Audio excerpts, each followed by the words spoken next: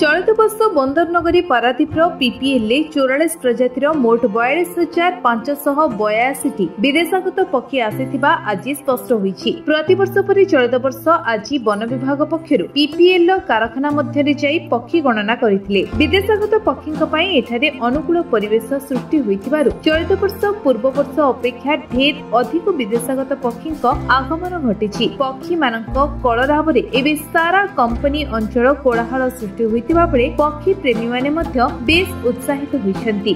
खुशीर कथा आज जनवरी 18 तारिख समग्र ओडिशा रे आज पक्षी गणना कार्य आरंभ होइछि।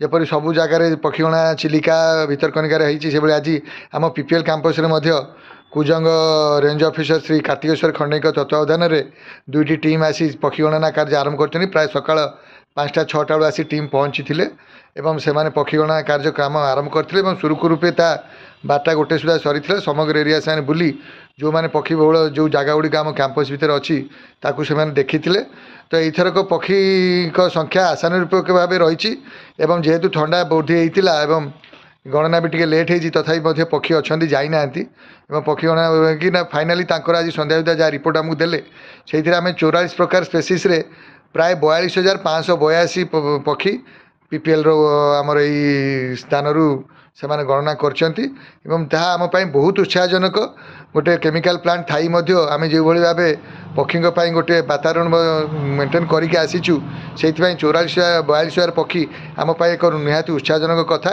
एवं से गणना आम राजनगर बनखंड एवं कुजंग समस्त टीम को धन्यवाद अर्पण करछु सुरखुरपे सहित एवं एथि मीडिया बंधु मानकर आज आसी कवर करछनी तांको मध्य धन्यवाद जणाउछु।